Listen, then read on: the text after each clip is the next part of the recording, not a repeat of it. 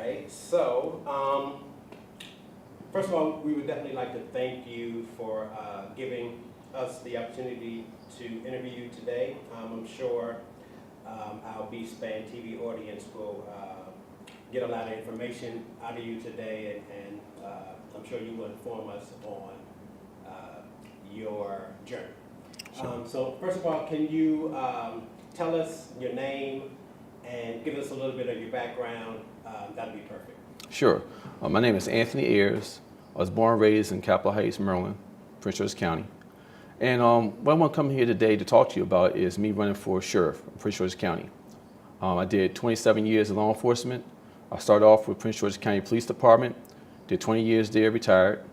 Did short term with the sheriff's office, Prince George's County, and then went toward Capitol Heights as their chief of police. Okay, perfect. Can you give us a little bit background about your upbringing, as far as your family, your parents, and all that kind of stuff? Sure. Well, my mom and dad was in my life, my whole life, pretty much. They passed away, but they instill value of community. How important it is to make sure that your community comes first and make sure that you take care of your community. I'm born and raised in Peppermill Village. All the people in Peppermill knew my family because my mom and dad pretty much had an open door policy for all the kids in the neighborhood. And that's why I think it kind of built what I thought is very important, is having a strong community. Perfect. And can you speak a little bit about your involvement in the community as a police officer? Yeah, sure. Well, first of all, when I came on the police department in Prince George's County, they started a unit called Community Policing Unit. I was one of the first members put on the team in District 3 area station, which is pretty much comprised of Landover, Sea Pleasant, Forestville, Capitol Heights. So when I was there, I pretty much understood the importance of going out there and building trust with the community, and showing people how to build relationships with the police department so we solve crime and actually prevent crime, and to train people. Go out there and train our citizens on how to protect themselves, how to be aware of their surroundings. That's the main aspect, is being more proactive than reactive. That's perfect.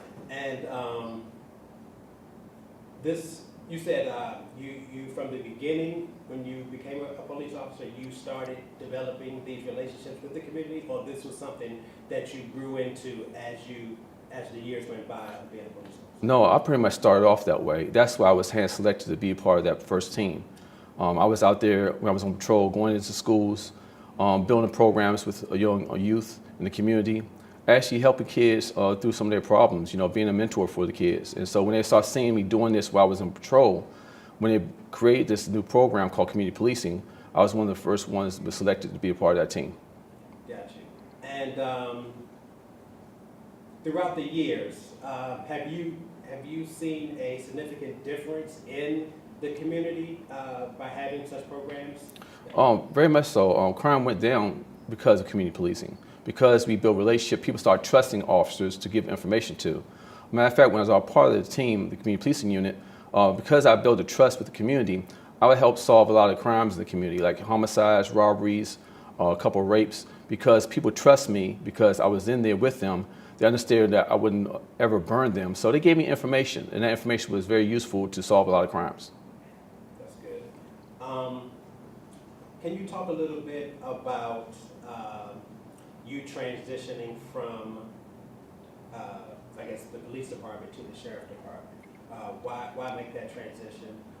And also, too, some of us may not know exactly what the difference between the police department is and the sheriff department. So can you elaborate on some of that, please? Well, I'm going to back up a little bit. First of all, different police departments are different. I noticed that when I moved from the police department to a municipality as a chief of police for a municipality, two different kind of ways of structures, two different kind of ways to police.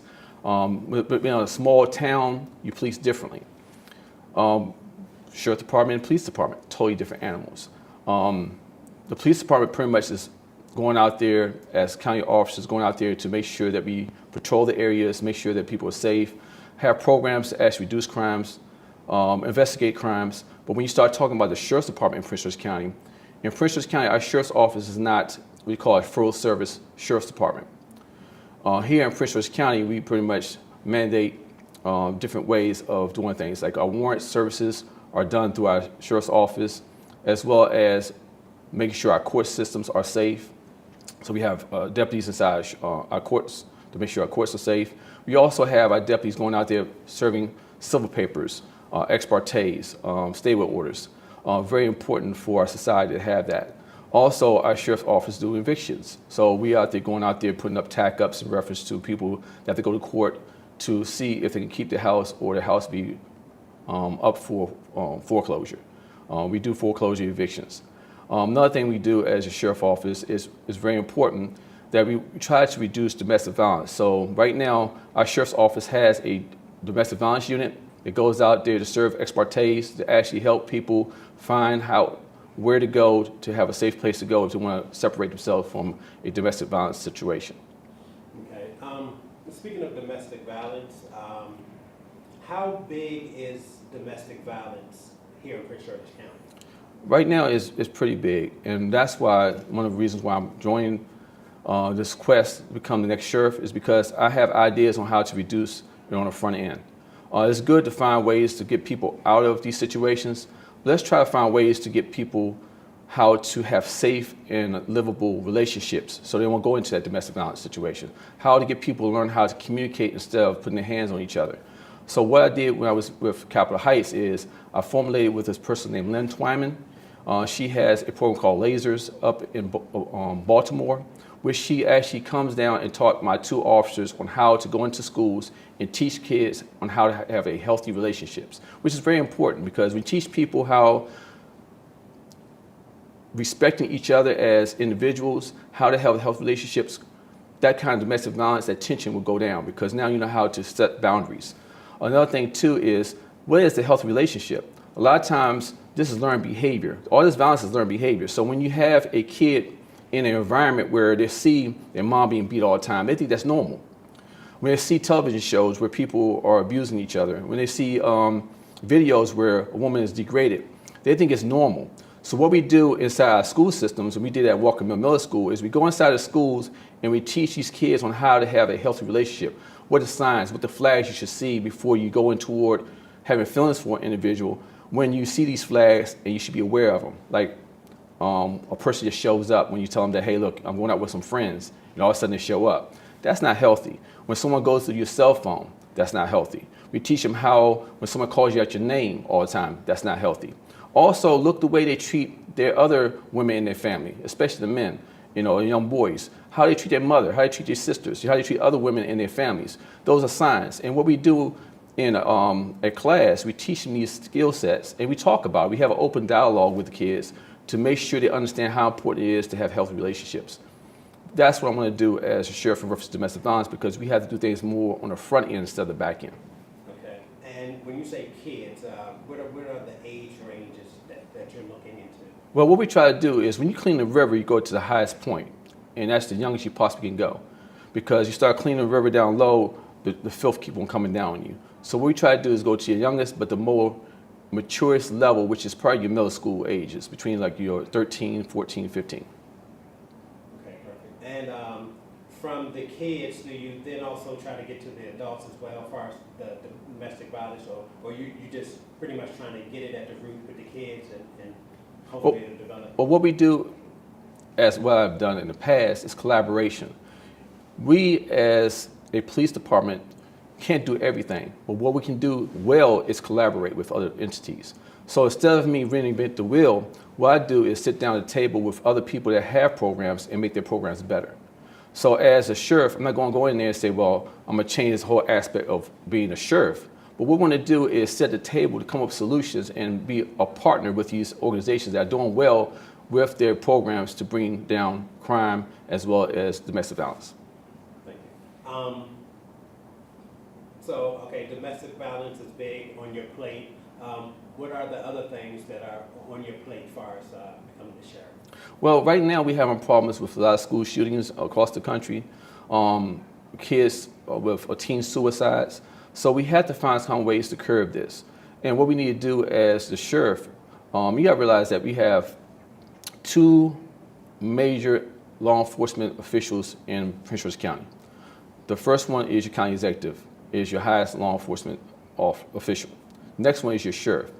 As a sheriff, you should be more proactive than reactive. What I mean by that is we should be sitting at the table with our school systems to make sure that we have means to go ahead and address some of these issues about unsafe schools. Make sure that we deal with people that have, you gotta realize that we have a lot of kids that feel so alone. You gotta realize we are pack animals. What I mean by pack animals, we pack up. We want to be a part of something. We have a lot of kids that feel alone. And when you start getting them attacked constantly, they feel that they have to resort to violence because they feel like, they're being bullied. They feel like, no one is out there protecting them. And that's going to be very toxic for our community. So what we need to do as a sheriff's department, is to find what programs are working in our school systems or what programs we should put together to go in our school systems to change this mentality or this violent nature. Okay.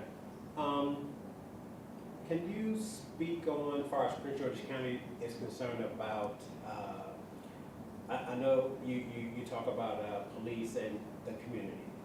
Can you speak on where Prince George's County is, as far as, there's been a number of years of, police and the community, especially urban communities, as far as a disconnect. Can you talk about, as far as where Prince George's County is, as far as the joint effort in the community and the police a little bit? Well, what we need to do is go back to what we used to do in the past. When I first started community policing, I used to have something called role play, or police assisted role play. It's where I teach citizens on how to be police officers so they see exactly why officers do what they do. That really opened their eyes to understand how, much responsibility an officer has when he or she goes out there and do their job, and how quickly something happens that they have to go ahead and make split-second decisions. So what we do is we put them in an atmosphere where they have to do pretty much an officer's job in a controlled environment so they can understand a little bit why we tell people to do the things we do. Another thing, too, is to build trust by showing them how we be transparent. I think a lot of police departments, when they become more transparent like Prince George's County is, you have less complaints. Yes, we have a long way to go. We have some people that don't need to be police officers. I'll be the first one to tell you that. But the Prince George's County community has gone a long way in reference to building a good relationship with their police officers and law enforcement inside this county. Yes, we have more ways to go, but we are showing efforts to go be transparent as well as working together to actually educate people on why we do the things we do. Understand. And back to the sheriff question. How long can a person be the sheriff? What's the terms? Or are there any terms? Well, there's no term limits, but it's four-year increments. I'm running for sheriff for 2018. That pushed me over to 2022. What we're trying to do is get people to understand how important the sheriff's office race is. It's very important because I think the sheriff should be more of a person to bridge collaborative efforts, sit down with school systems, sit down with businesses, sit down with organizations to actually better the community. Because when you address the social issues in the community, crime goes down. It's been proven. But when you go out there and sit back and wait till things happen to you, then that's when the warrants get out of control. I want to get in front of this. If we go ahead and show people how to coexist, we show people how to stop being so violent, our warrants on the back end will be reduced because you have less people asking for ex partes, less people are putting charges on people because we are living in an environment where people are coexisting. What's broken is not the families. And a lot of people keep on saying there's broken families here. Yes, I can say that, but what's really broken is community. Community is broken. Just think about this. Men and women were surviving on this earth for millions and millions of years. But one thing is a fact, that men went out there to fought wars, they went out there to hunt, and some didn't come back. But guess what? They were raised by who? Those kids were still raised by that community. Women were dying from natural childbirth, from diseases, but guess what? That child was still raised by who? The community. Each one of these kids are our responsibility. Even though I might not birth that child is still my child because it's still part of my community. I should help raise that child. So what we need to do is get that mindset back into our communities to understand that we need to open up and communicate to our kids. Don't wait till a kid does something wrong to want to speak to him. Let's go ahead and talk to kids all the time so they build trust in us to a point when we do tell them, young man, pull your pants up, he will respect you because you speak to him all the time. Those are the mindsets that we do when we go out there and teach our citizens on how to coexist. That's something that law enforcement should go ahead and be on the forefront to do. That's why we started community policing, to go out there and show people how to be neighborly, how to talk to your neighbors, how to go ahead and talk to the kids in the community. Because when you do that, crime will come down. You understand how to share the wealth. You understand how to barter. You understand how to take care of each other. When I was growing up, and that's one thing that my mom and dad showed me, is because we had open household, because my mom and dad always allowed kids to come in my backyard play basketball, my mom fed those kids. My dad gave those kids their first job. That's why our house was one of the safest houses in the community. Not because we're doing anything different. It's because my mom and dad respected the kids, and they respect them back in return. So that's the whole part of community. Understanding how important it is for us to build a bridge between the youth, the young adults, as well as the elderly, to understand how to coexist. Okay. As far as the Prince George's Sheriff Department is concerned, is it a diverse organization? How does that look, and does it represent what you see in the community? Well, it's the point where recruiting is the issue, and that's something that I want to go sit down on the table with some people and try to find ways to go ahead and build a structure where we can actually recruit from within our own community. The way we do that is to have programs inside our school system, almost like an RTC. Instead of having a military RTC alone, we would have a first responder RTC, a first responder program like that, where these young men and women will find out ways to how to support their own community by learning how to do first aid, how to fight fires, how to answer calls of service, how to be a police officer. So when they go to the next level or graduate from high school, they can move into any fields they want to in reference to law enforcement or first responders, firefighters or paramedics.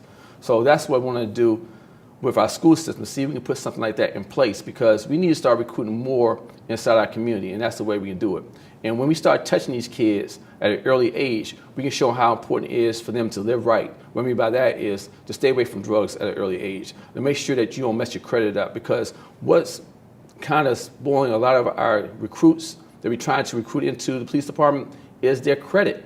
They go out there and buy things and stuff, don't pay it back, and that's what's really disqualifying them. Also, marijuana and drug use is disqualifying them. So what we want to do is get them early, get them into the mindset, start getting them to a goal path, a career path, to a point where we have people we can pull from. Because right now it's very hard to recruit inside our county. We have a lot of people that want to be police, but we disqualify them because of those things, bad credit and the use of drugs. Okay. You may want to touch on this, you may not. You mentioned marijuana. Do you, with the legalization of marijuana that's spreading across the nation, do you think maybe at some point that may be something that is eliminated from the whole recruiting situation? Well, when I was with the Maryland Chiefs Association, we talked about that. We thought about reducing the year requirements. So instead of having a certain amount of time that you be without, use of marijuana, kind of shorten it a little bit, because we were losing out on some good applicants because of they used marijuana in a short period of time, close to signing up being an applicant. It's going to be a big problem now because they're legalizing marijuana in most of the states and stuff. You don't have a lot of problems, a lot of career paths that don't allow drugs. And a lot of youth need to understand that at a young age. And no one says that they can't go into that using marijuana later on if they want to. I think at a young age, you need to stay away from it until you find your career path, because you never know what job you want to go into, and then all of a sudden it's not afforded to you because of use of marijuana or other drugs. So I think us being in schools a little early on, having those programs inside schools, having our continue on with our Police Explorer programs, is letting these group of individuals understand the importance of stay away from drugs because they want to go into that career path in law enforcement that's not going to tolerate any drug use. I want to talk about gun control. You mentioned about shootings in high schools and things like that. And we just recently saw something happen in our nation just last week. Can you talk about gun control? Well, I think every person should be able to defend their homes. So the right to bear arms, I think that's a right that we should never take away. But I think we should have stricter gun laws to control who gets the guns. That, you know, if a person has a mental illness, we should be really focused on that. We should be having a way to have a database with social services, with our school systems, that they have any person that, you know, has any problems with dealing with society woes, they should be put on this list so they can receive a weapon like that. Because right now we have to really focus on this because we have so many people that are really, really stressed out over life. Some people have mental disorders that don't really need guns. And right now, if you go out in the street or go to a gun show, you can get these guns freely and very quickly. And I think it's getting to the point where we see it as a big problem and we need to address it right away. We need to talk about it right now. Is there anything else you would like to add as far as your sheriff run? I don't know. Okay, well, who are you running against? Well, I'm running against 4 other individuals. Melvin High, he is the acting sheriff right now. He's in the seat right now. He's going to run again. We have Kendall Wade. He's a sheriff right now, sheriff deputy. We have 2 retired U.S. Marshals. We have David Grogan, and you have Sylvester Jones. All of them are good friends of mine. I know all of them. They're nice people. But it's the point where I wanted to make sure that we understand that we need a person that understands the way the sheriff's department runs. Like I told you before, each department is different. I noticed that when I left the police department for the county and moved to a municipality, it was a totally different animal. When I left the county police department and moved toward the sheriff's office, it's a totally different animal. You gotta realize that I'm a candidate that understands all those aspects. I understand how the sheriff's office runs. I saw some of the problems in the sheriff's office that I know I could fix. And to have a person that can hit the road running and to understand how important it is to build trust with my own sheriff deputies, I think I'm the best candidate for this job. And the problems that you speak of, is this a systemic problem or is it more of a individual problem? I think because Melvin High came in at a high level and he never was a sheriff deputy, a lot of stuff is filtered to him. You gotta realize that when you're that high up, you have your captains, your lieutenants will actually filter a lot of stuff that's going on at the low level that actually makes the sheriff's department run. And when you have a disconnect like that, not on his own fault, but because of how high up he is, and he never was down low before, you don't understand the inner workings. I understand that because I came in at the low level as a sheriff deputy. And so I understand where some of the secrets are, or some of the problems are, or some of the things that can be done more efficiently. And I can make change quicker that way. Okay.